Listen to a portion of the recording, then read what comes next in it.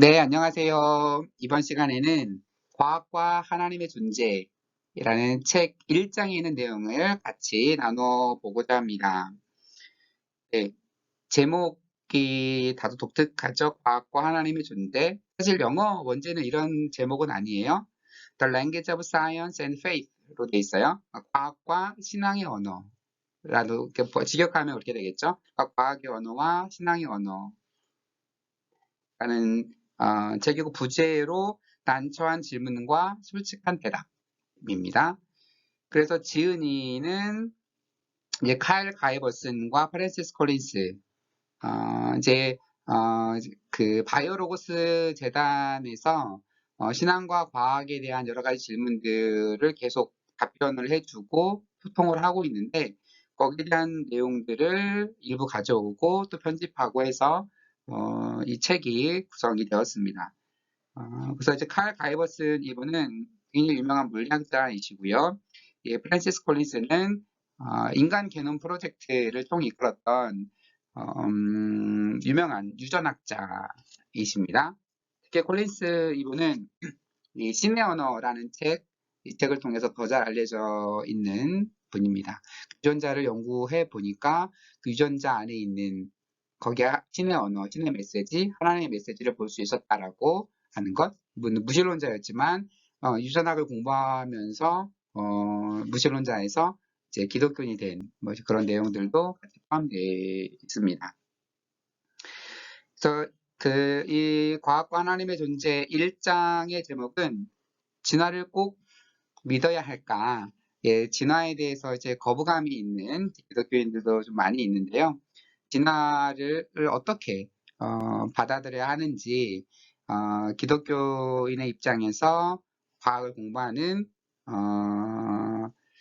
과학을 받아들이고 있는 제 물리학자 또한 유전학자 얘기를 한번 들어보도록 하겠습니다.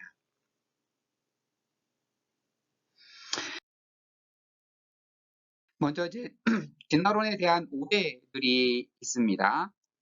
어떤 오해가 있느냐 하면 진화론을 바탕으로 이제 무신론자들은 진화 이론이 맞기 때문에 신은 없다, 하나님은 없다 이렇게 주장을 합니다. 그런데 진화론 자체는 하나님에 대해서 그 어떤 진술도 하지 않습니다. 그러니까 진화론 자체 진화론은 과학 이론입니다. 그 이론이 신에 대해서 당연히 과학 이론이 신에 대해서 하나님에 대해서 어떠한 진술을 할 수가 없겠죠. 거기다가 신에 대한 부분을 들어가는 순간 그건 과학이 아니죠. 거기서부터는 이제 신학의 언어, 자신만의 주장 이렇게 부과되는 거겠죠. 생명의 진화는 하나님의 존재와 상관관계가 없습니다. 그 생명이 어떻게 진화되어 가는지를 가지고 그렇다면 신이 있나 없나를 논하는 것은 무리입니다. 말이 안 되는. 한 가지 비유가 될 수 있다면 내가 어렸을 때 정말로 소중하게 생각했던 장난감을 사준 분이 엄마인 줄 알고 그동안 생활했어요. 그러다 커 보니까 사실 이 장난감을 사준 사람은 아빠였구나라는 것을 뒤늦게 알게 됐어요. 그랬다 그래서 그럼 엄마가 존재하지 않는 게 됩니까? 엄마의 존재 여부와 장난감을 누가 사줬는지 여부는 별개의 문제인 거잖아요. 생명의 진화 문제도 마찬가지라고 하는 거죠. 그것이 하나님의 존재 여부하고는 전혀 관련이 없는데 이제 과학을 바탕으로 한 무신론자들은 이것을 연결시키려고 하는 분들이 있죠.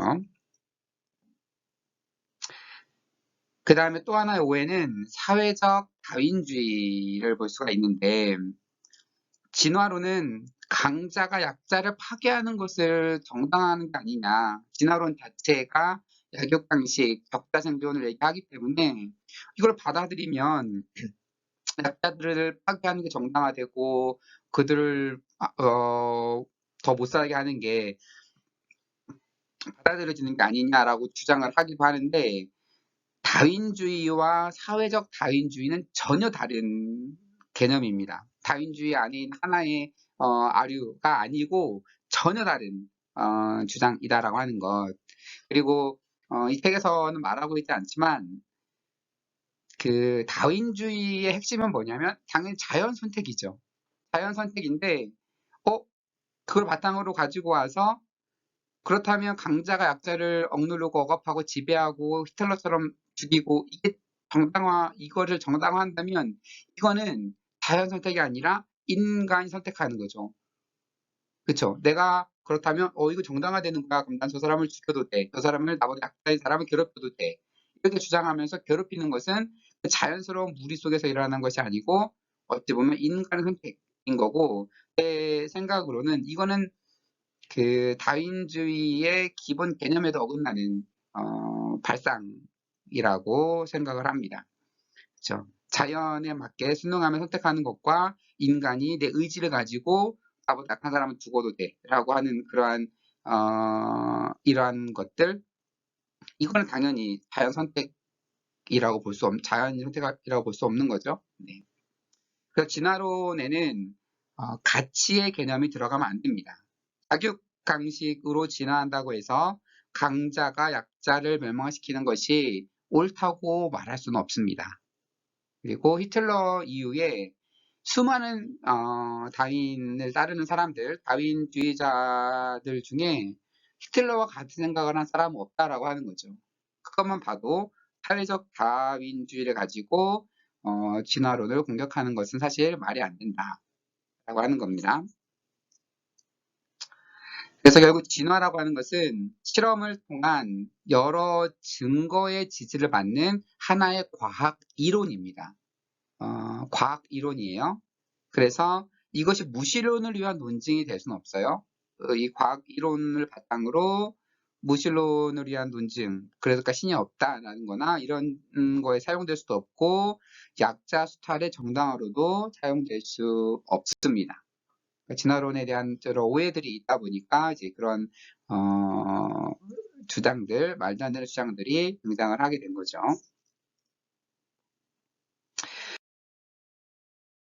그렇다면 진화론은 무엇일까? 진화론에 대한 공통된 주장들을 보면 첫 번째로 현존하는 모든 종은 공통의 조상으로부터 유래했다.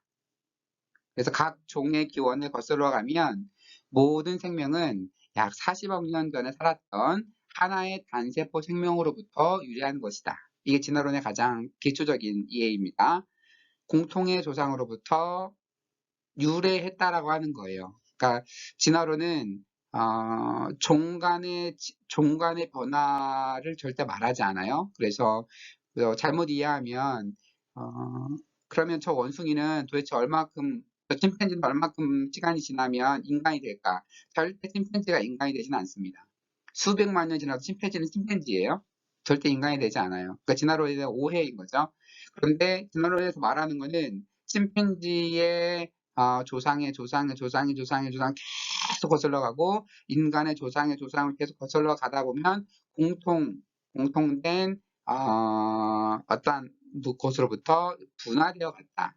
그러니까 조상은 같다라고 보니까 계속 거슬러 올라가면 다 모이겠죠. 그러다가 동물들 모이고 식물 모이고 다 모이고 생명의 근원까지 하나의 근원에서부터 이렇게 분화되어 갔다라고 하는 것이 진화론이라고 보면 됩니다.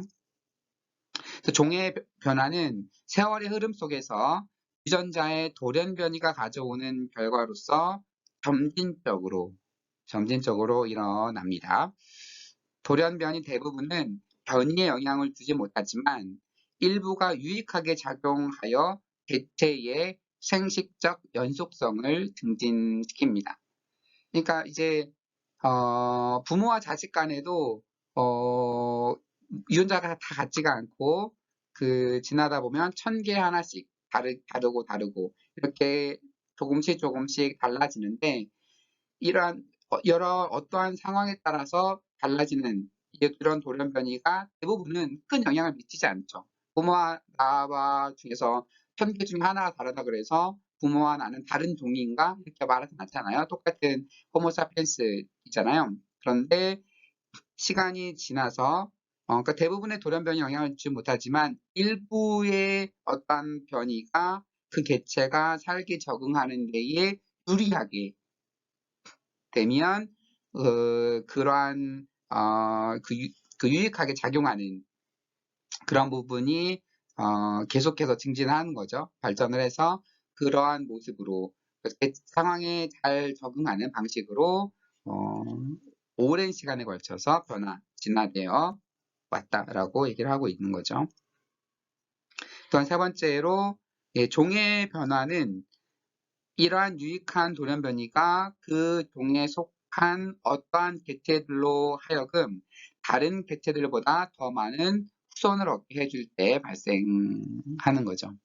그래서 어떤 돌연변이가 생겼는데 그 종의 생존이 좋지가 않아요. 그럼 그 돌연변이는 그대로 태화되고 없어지는 거고, 그런데 어떠한 변이가 발생했는데 그게 생존에 더 유리하면 그 다음 후손들은 계속 그러한 모습을 갖게 되고, 근데 그러한 변이를 갖지 못한 종들은 태화되고 하면서 그런 환경에 잘 적응하는 개체들이 이제 많아지면서 주된 종으로서 살아가게 되겠죠. 그래서 이렇게 진화 이론은 이렇게 1번, 2번, 3번 이 내용이 거의 진화론에서 공통적으로 동의되고 있고 진화론을 요약하는 주된 문구라고 볼 수 있겠습니다. 이러한 진화론은 생명의 기원에 대해서는 다루고 있지 않습니다. 생명이 어떻게 시작되었는지 이건 진화론의 연구 주제가 아니고 진화론이 다룰 수 있는 부분도 아니에요. 그동안 수많은 증거와 화석과 모든 이런 것들을 보다 보니까 종들이 이렇게 진화되어 왔구나라는 걸 얘기하는 거지 생명의 기원을 절대 다루지 않습니다.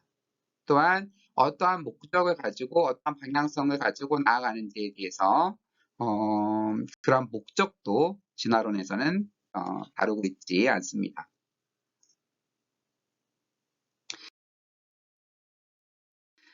네, 진화와 돌연변이에 대해 살펴보면 진화론을 거부하는 학자들은 거의 없습니다. 왜 거의라는 말을 썼냐면 이제 없다고 봐야 되는데 간혹 이상한 학자들이 있거든요.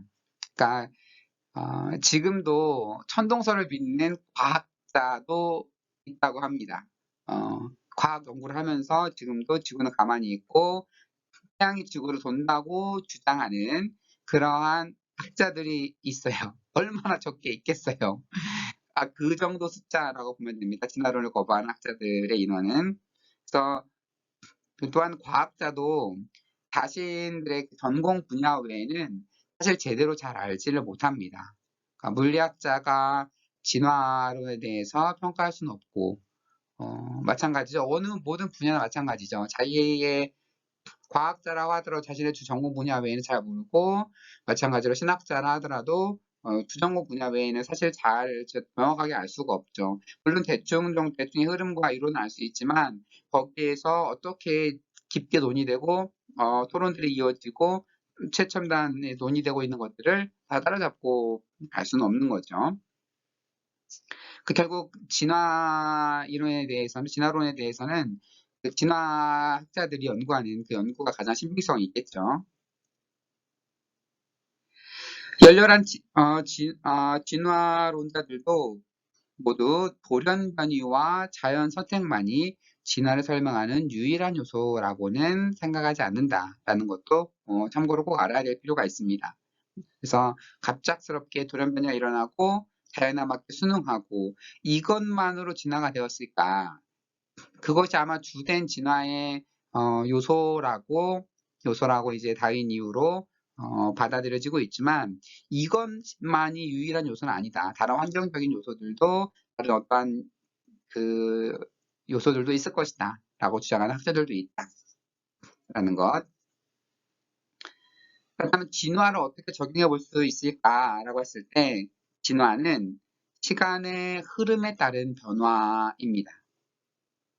계속 시간의 흐름에 따라서 변화되어 가고 있는 거죠. 그래서 우리가 최초의 휴대폰 굉장히 소박하고 크고 휴대폰이었다가 점점 시대를 바뀌어가면서 얇고 그러다가 지금은 스마트폰으로 이런 식으로 변화되는 그런 모든 과정. 이게 스마트폰이 이렇게 진화해 온 거죠.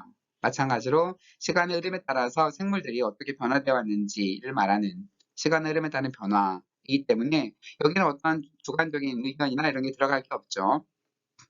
생물학적 진화를 보면 생물의 종이 과거로부터 오늘날 존재하는 다양한 동으로 그 발전해 온 그러한 경로입니다. 그래서 인간류의 화석들이 출현할 지점이면 거기에는 더 이상 공룡의 화석이 발견되지 않아요. 그러니까 지층을 연구하다 보면 어느 태적층은 언제 형성됐다라는 것들을 그 시기를 추정할 수가 있잖아요. 그런데 정말 신기할 정도로 인간 화석이 등장하는 층에는 더 이상 공룡이 등장하지 않고, 그러니까 같이 살았지 않았기 때문에 이러한 화석 증거들을 통해서 그 정확하게 진화가 어떻게 이루어졌는지에 대한 단서들을 찾아볼 수가 있겠죠. 그렇다면 돌연변이는 DNA에서 발생하게 한 수정을 말하고 있습니다. 돌연변이는 유익하거나 해로울 수 있는데 이는 개체가 아닌 자연이 선택합니다. 이게 무슨 말이냐면 나는 인간으로서 나는 손가락이 더 많았으면 좋겠다. 내가 원한다 그래서 많아지는 게 아니라고 하는 거죠. 그러니까 내가 이렇게 나는 변이가 돼서 이렇게 했으면 좋겠다라고 하는 선택하는 것이 아니고 지금 환경에 맞게 자연이 선택하는 어, 부분입니다. 그러니까 DNA가 어떻게 갑자기 바뀌어진 거죠. 그래서 돌연변이가 많아지면 그것은 이제 종의 분화라고 부릅니다. 돌연변이가 조금 일어날 경우에는 종이 분화됐다고는 볼 수 없고 같은 종이겠죠. 같은 종인데 그게 반복되어서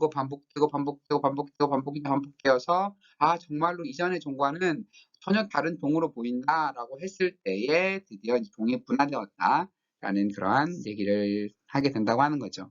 결국 그러니까 진화 이론 자체에는 어떠한 그 주관적인 판단이나 이런 게 들어가지 않는 하나의 이제 과학적인 사실입니다. 그런데 우리가 이제 경계해야 될 게 있다면 진화주의라고 할 수 있을 거예요.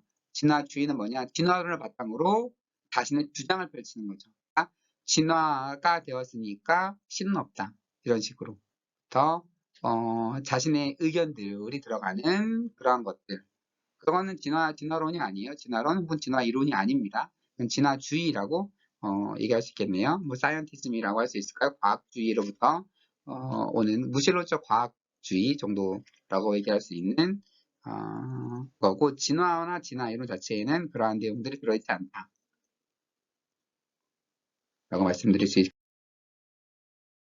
있겠고, 그러면 이제 자연 선택을 살펴보면 환경에 더 잘 적응하는 개체가 더 높은 번식률을 갖게 되는 것은 결코 이제 무작위적이지 않다. 더 나은 적응을 위한 질서 있고 예측 가능한 궤적이다라고 볼 수 있겠습니다.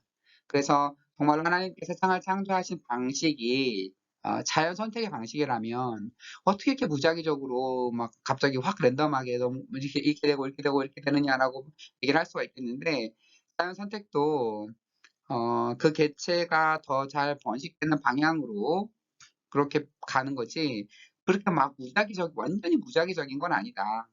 어느 정도의 질서는 가지고 있다라고 볼 수 있고요. 예, 겸상벽혈구 빈혈이라고 하는 병이 있는데, 이 병은 이제 적혈구의 유연성을 감소시켜서 합병증을 유발합니다. 그러니까 좋지 않은 거죠. 이것이 이제 미국인 기준으로는 500명 중에 1명이 이러한 그 질병에 걸린다고 합니다. 그런데 사하라 남쪽 거주민들은 3분의 1이나 걸려요. 어때 같은 인간종인데 여기는 뭐 거의 3분의 1이고 다른 대륙에서는 거의 걸리지 않고, 그런데 알고 봤더니 이 빈혈을 일으키는 돌연변이는 말라리아에 감염되는 것을 막아주는 또 특징이 있다고 합니다. 그러니까 이제 말라리아가 창궐되는 그런 지역에서는 이 그 겸상적혈구 빈혈 이 돌연변이가 되게 유익한 거죠. 그래서 그 지역에 사는 사람들에게는 이러한 DNA 구조를 갖게 되는. 그러니까 결국 그 환경에 맞게 몸의 여러 가지 돌연변이나 이런 것들도 나타난다는 것을 볼 수가 있습니다. 또한 이제 자연 선택 중에서 그룹 선택을 말하지 않을 수가 없는데요. 만약에 나만의 잘 살기 위해서라면 나무리한 희생 이런 것도 설명할 수가 없는데 뭐 미러캣 같은 경우도 그렇죠. 포식자가 오고 있으면 하나의 미러캣이 나타나 소리를 지르거나 합니다. 그러면 다른 미러캣들은 도망가죠. 그런데 소리 지르는 미러캣은 자신의 위치가 노출이 되기 때문에 포식자에게 잡아먹히는 거죠. 네. 그러면 왜 이 개체는 어떻게 보면 이타적인 행동을 할까?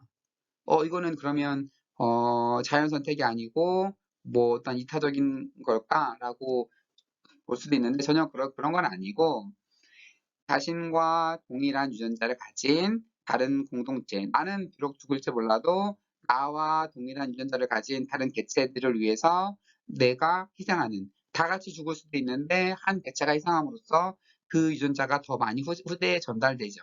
네, 그러한 방식으로 그룹 선택 방식으로 설명이 됩니다. 그러니까 이제 유전학과 자연 선택이 통합되면서 신다윈주의가 만들어지게 됩니다.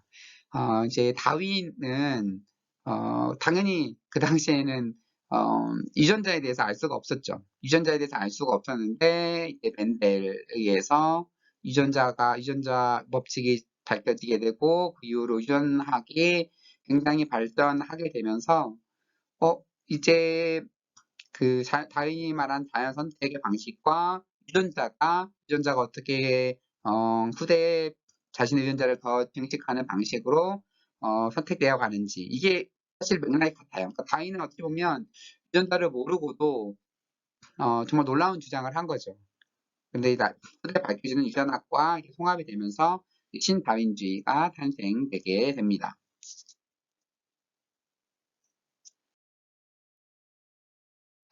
그렇다면 진화의 증거라고 하면 증거는 어떤 증거가 있을까? 를 보면 먼저 이제 종의 기원이 출간되었을 때에 당시에 교회 지도자들의 상당수가 다윈의 이론을 받아들였습니다. 그리고 이것이 하나님의 창조에 대한 통찰을 제공한다라고 이해를 했습니다. 하나님 창조하신 세계가 어떻게 구성되었는지를 잘 몰랐지만 종의 기원 이후로 하나님 창조의 세계가 이렇게 진화를 거쳐서 이렇게 변화되어 와서 지금에 이르렀다라고 하는 것. 이것은 하나님 창조를 제대로 알 수 있는 통찰을 제공해 준다라고 보았던 거죠. 그런데 물론 다 그런 건 아니에요. 대부분 많은 그 사람들이 그렇게 이해를 했었고 그다음에 인간 게놈 프로젝트는 이 프로젝트에서 얻은 데이터가 인간과 다른 척추동물이 인간과 어떤 다른 척추동물이 공통의 조상으로부터 진화했다는 모델에 꼭 맞는다라고 결론을 내리게 됩니다. 그러니까 인간에 있는 모든 DNA 게놈들을 다 이제 분석해서 얻은 데이터를 보니까 다른 그러니까 동물들도 다 이렇게 보면 이건 정말로 공통의 조상으로부터 나왔을 것이다라고 하는 증거가 그런 주장을 너무나 명백하게 지지하고 있다. 이렇게 유전학자 입장에서 이렇게 이야기를 합니다. 예를 들면 하나의 인간을 포함한 영장류만 비타민 C를 만드는 효소가 태화가 됐다고 하는데 이 비타민 C가 꼭 필요하거든요. 그래서 우리는 과일도 먹어야 되고 비타민 C도 종종 캡슐 같은 걸 섭취도 하고 하잖아요. 안 그러면 이제 비혈병에 걸리죠. 그런데 정말로 공통의 조상으로부터 이렇게 분화되는 게 아니라면 이러한 좋지 않은 것들이 계속해서 다른 종에게까지 이렇게 퍼져 있다라는 것을 설명할 수가 없다라고 보는 거죠. 그래서 그런 거잖아요. 만약에 좋은 것은 다음 진화가 되고, 그리고 그렇지 않은 것은 진화가 되지 않고 해야 되는 거고, 그리고 만약에 하나님이 만약에 그러니까 이 책에서 주장하는 거예요. 하나님 만약에 인간을 만드실 때, 그러면 인간의 이전의 동물과는 전혀 다른 어떠한 완성체로 만드셨다면, 정말로 인간에게 불필요한 것들은 없어야 되는 건데, 인간 이전의 다른 영장류나 다른 개체에서 불필요하게, 그러니까 비타민 C를 만드는 효소가 퇴화됐거나 그런 것들을 그대로 가지고 인간을 하나님 창조하신 것처럼 보여요. 어, 그런 것들은 이제 제거해 주시고, 정말 다른 개체로 완벽하게 만들었으면 좋았을 텐데, 이렇게 보인다고 하는 거죠. 그렇다면 결국, 어, 그 이전의 개체와 인간이 그 선을 끊을 수가 없는, 거라고 하는 거죠. 이따가 조금 더 표현을 해드리도록 하겠습니다. 그래서 인간의 DNA는 서로 간에 1000개 중에 하나가 다르고, 이는 어떠한 문제도 발생시키지 않습니다. 하지만 세대가 거듭되면 이는 커다란 차이를 만들게 되는 거죠.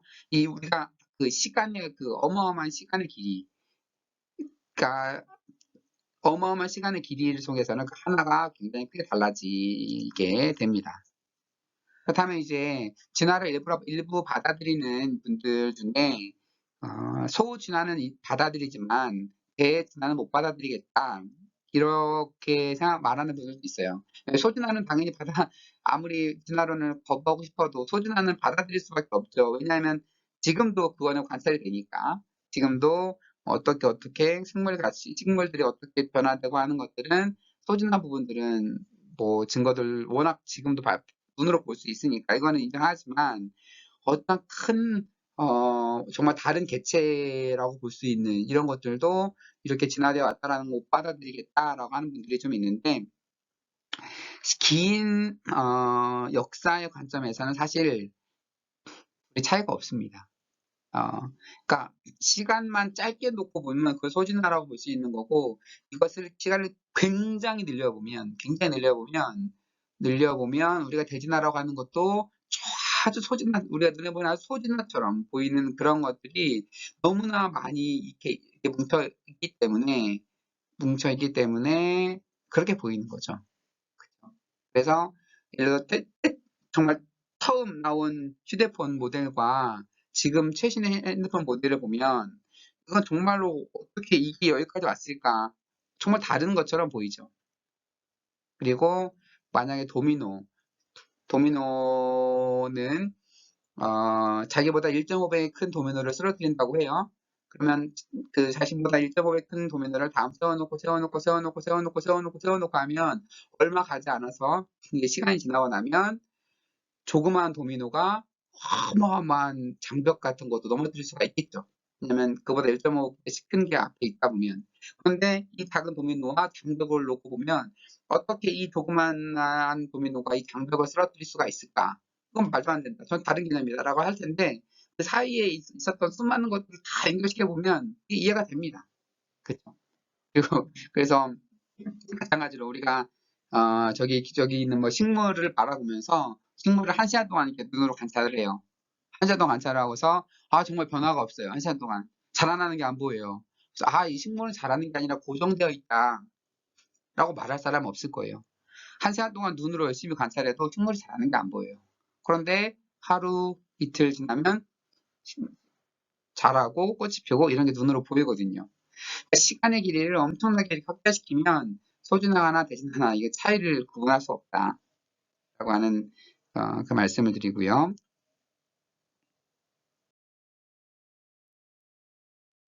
그 다음에 이제 대진화의 증거를 보면, 거의 모든 유전학자들은 생명체들이 공통의 조상에서 나왔을 가능성이 지구가 태양을 돈다라는 사실만큼 확실하다라고 본다고 이 책에서 말을 하고 있습니다.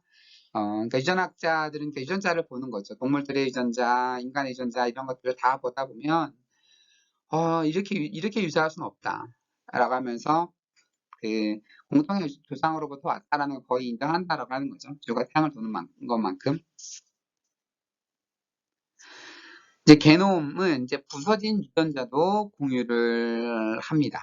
그러니까 이제 부서진 유전자는 공유를 한다. 그런데 우리가 만약 이것을 좀 억지로 반박을 하려고 하면, 그 차를 만들 때 하나의 부품을 가지고, 그래, 만약에 현대자동차에서 하나의 부품을 가지고 이 부품을 뭐 그랜저에도 넣을 수 있고, 아반떼도 넣을 수 있고, 뭐 다른 차들 여러 그러니까 그거에 같은 부품은 일부는 같이 넣을 수 있잖아요. 뭐 외관과 구조 이런 거 다르겠지만, 뭐 미세한 이런 것들은 같은 부품을 쓸 수가 있잖아요. 그러니까 뭐 하나님 인간을 전혀 다른 동물과 전혀 다른 개체로 만드실 때, 동물들은 이런 비슷한 유전자를 쓰고 그 유전자로 동물도 만드시고 인간도 만드시고 이렇게 했다라고 주장을 할 수가 있겠죠. 그렇지만 이렇게만은 주장할 수가 없는 게, 그 만약에 차를 만들 때 성능이 안 좋은 걸 알면서도 다른 차에 쓸 수는 없습니다.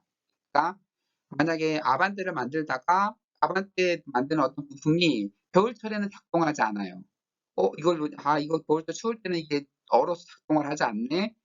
이건 문제가 있네. 라고 했을 때 그 부품을 그러니까 다른 차나 그랜저나 다른 차를 만들 때에 그 부품을 그대로 쓰진 않죠. 그러면 다음에 만들 때 이걸 폐기해야 될 거 아니에요. 이미 이 아바타를 만들었기 때문에 폐기할 수는 없지만, 다른 종을 만들 때는 이 부품을 쓰면 안 될 거 아니에요. 작동하는 부품을 써야 되잖아요. 겨울철에도 버티는 부품, 이런 걸 쓸 거 아니에요. 그런데, 동물에서 아까 하나 예로 그 비타민 C가 부족했던 그것도 하나 예가 되겠죠. 동물에서 영장류에서 똑같이 그런 부품, 그러니까 영장류라고 하는 것은 뭐 침팬지 이런 거 다 포함하는 그런 동물들이에요. 인간과 굉장히 사촌지간격으로 보여지는 그런 데에서 비타민 C가 없어가지고 일어나는 문제들이 그대로 인간에게도 있다라고 하는 거죠. 네, 그러니까 좋은 것들은 서로 공유되는 것을 충분히 설명할 수가 있어요. 그러니까 좋은 거를 하나님이 만드실 때 침팬지에게도 쓰시고 인간에게도 쓰시고 할 수가 있는데, 굳이 나쁜 것도 이렇게 같이 썼을까라고 했을 때에, 그러니까 유전학자들의 관점에서 세계에 대한 내용을 설명해 드리는 거예요. 그렇다고 하면, 이거는 어, 그 같은 조상을 공유하는, 그래서 좋지 않은 그 개체에 안 좋은 유전자이지만 그 개체도 들어가 있고 인간에도 들어가 있지 않을까, 이렇게 유전학자들은 설명을 이해를 하고 있다라고 하는 거죠. 그리고 이제 인간은 침팬지 등으로부터 진화한 것이 아니고 그들과 조상을 공유하고 있다라고 하는 거죠. 그래서 예전에는 제가 배웠던 교과서에서도 인간은 뭐 오스트랄로피테쿠스, 그리고 옆에 뭐 호모 에렉투스, 뭐 호모사피엔스 뭐 이렇게 해가지고 막 고개를 막 숙이고 있는 부터 이렇게 점점 이렇게 진화되어 갔다라고 배웠던 적이 있었어요. 저희 때도 이렇게 배웠고, 지금은 교과서에 다 폐기가 됐어요. 그거는 이제 더 이상 받아들이지 않아요. 그러한 종간에 이렇게 그러니까 종간에 그러니까 진화가 이루어지지 않아요. 그래서 그 에렉투스가 멸종하고 거기에 잘 맞는 다른 개체가 또 생존하고 되고 이렇게 되는 거지. 이 에렉투스 이렇게, 그러니까 사피엔스가 막 진화해서 이렇게 되고 또 진화해서 이렇게 되고, 이거는 이제 어, 더 이상 받아들여지지 않는 주장입니다. 그렇다면 이제 성경의 창세기 1장 12절에 보면 하나님께서 각기 종류대로 뭐 씨 맺는 열매, 뭐 동물, 뭐 이렇게 해가지고 각기 종류대로라고 하는 표현들이 나와요. 그럼 이것을 어떻게 이해할 수 있을 것인가에 대해서, 네, 하나님은 당연히 각기 종류대로 만물을 창조하셨습니다. 근데 종들은 유전적으로 자신과 완전히 동일한 개체를 재생산하지 않습니다. 아까 말씀드렸듯이 부모와 자식 간에도 차이가 존재합니다. 그러니까 이 책에서 어떻게 해석을 하냐면, 각기 종류대로, 그러니까 어느 것도 세상에 존재하는 게 똑같은 게 없어요. 그래서 어, 부모가 자식을 낳을 때도 완전히 동일한 개체는 아닙니다. 조금 다른 복제, 조금 다른 독재. 이거는 각기 다른 종류라고 볼 수 있다는 거죠. 그러니까 그러면 어떻게 부모와 자식 간이 다른 종류지? 이렇게 단편적으로 볼 수가 없는 게, 아까 말씀드렸듯이 이게 어마어마한 긴 시간의 역사 속에서 이해하게 되면 그렇게 얼마 다르지 않아 보였던 것들이 긴 역사를 거치고 해서 이렇게 수많은 변화를 이루어 왔잖아요. 그렇다면 그 수많은 모든 긴 역사 속에서에 보면 하나님께서 각기 종류대로 인간을 창조하셨다라고 말하는 것과 모순되지 않는다라고 주장을 하는 거죠. 그래서 최초의 단세포로부터 현재에 이르기까지 생명 형태들은 각기 종류대로 스스로를 재생산해 왔습니다. 하지만 자연 선택은 차별적 재생산을 통해서 그런 무수한 작은 변화들을 새로 골라 걸러냈고 그 결과들을 편집해 왔고 오늘 우리가 경험하는 장엄한 다양성을 창조해냈습니다. 하지만 이 모든 것은 너무나 느리게 진행되었기 때문에 각 세대는 이제 고정되어 있는 것처럼 보이는 거죠. 그쵸? 그래서 부모 자식 간에는 다 같은 종이죠. 같은 종이죠. 근데 이게 무수한 시간의 역사 속에서 보면 그 다른 이전의 종과 다른 종으로 우리가 볼 수 있는 그렇게 이해할 수 있는 부분이 있다라고 이 책에서 설명을 하고 있습니다. 네, 그래서 진화론에 대한 부분들을 좀 이제 1장에서 좀 다뤘어요. 사실 진화론은 가장 까다로운 부분이고 과학과 신앙의 대화 역사, 대화 부분에서 좀 가장 어려운 부분이에요. 사실 천문학, 물리학 이런 걸 보면 굉장히 은혜롭고 이 우주가 어떻게 만들어졌고 역사 속에서 하나님 어떻게 운영하셨을까를 보면 굉장히 은혜롭고 하지만 진화에 들어가면 인간의 특별함과 동물과 이런 관계 이런 것 때문에 굉장히 미묘해지고 굉장히 어려워지게 됩니다. 그래서 이 강의만 처음 보시는 분들은 그 인간과 뭐 동물들이 공통의 조상일 것이다라고 하는 이러한 과학자들의 주장들, 유전학자의 주장이 불편할 수도 있어요. 예, 불편할 수도 있지만 그럼 이분들이 정말 신앙이 없는 것이냐? 맞지만 똑같은 저자가 신의 언어라는 책도 썼죠. 그러면서 이러한 유전자를 통해서 하나님이 만드신 인간에 대한 그 신비함의 부분도 충분히 언급하면서 얘기를 하고 있습니다. 이렇게 해서 1장에 대한 부분들을 봤고요. 이제 앞으로 여러 가지 이 책에 있는 내용들을 통해서 그 과학에서 말하는 언어와 우리 신앙에서 말하는 언어가 어떻게 다르고 어떻게 조화될 수 있을지를 같이 고민해 보면 좋겠습니다. 네, 여러분 강의 듣는 잘 수고 많이 하셨습니다. 다음 영상을 통해서 뵙도록 하겠습니다. 감사합니다.